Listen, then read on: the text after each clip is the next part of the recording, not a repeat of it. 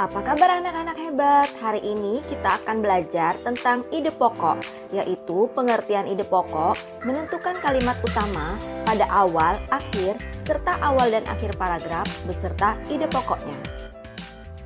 Pengertian ide pokok.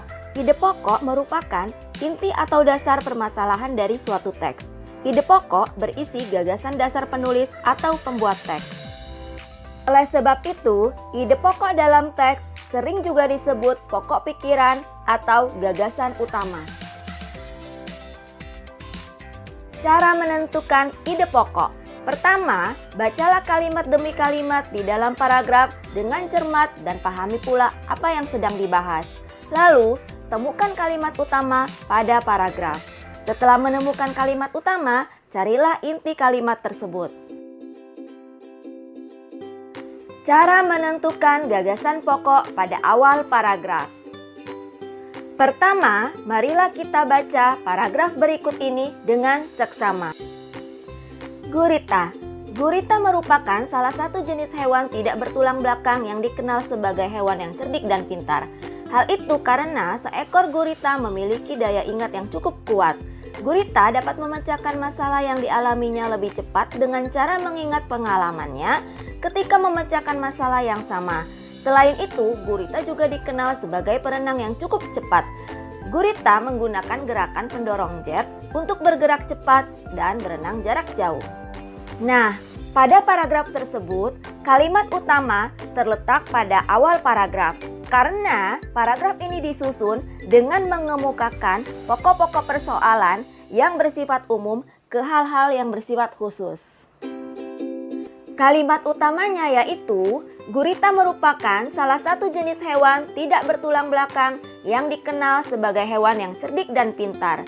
Jadi, ide pokok paragraf tersebut bisa kita ringkas lagi menjadi gurita merupakan hewan tidak bertulang belakang yang cerdik dan pintar.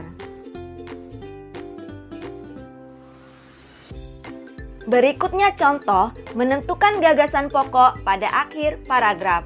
Mari kita baca paragraf berikut ini dengan seksama. Beberapa jenis hewan ada yang terlahir dengan bentuk yang berbeda dengan induknya dan mengalami perubahan bentuk. Contoh hewan tersebut adalah kupu-kupu, katak, nyamuk, kecoa, dan capung. Perubahan bentuk secara bertahap menjadi dewasa ini disebut metamorfosis. Nah, kalimat utama pada paragraf tersebut terletak pada akhir paragraf. Karena paragraf tersebut disusun dengan menguraikan rincian hal-hal yang bersifat khusus ke hal-hal yang bersifat umum.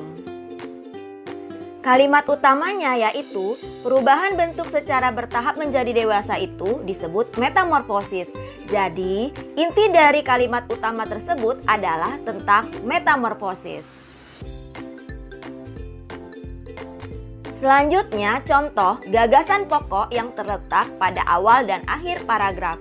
Mari kita baca paragraf berikut ini dengan seksama. Saat ini semakin sulit mendapatkan pekerjaan. Untuk mendapatkan suatu pekerjaan, setiap orang harus berkompetisi dengan menempuh berbagai tahap.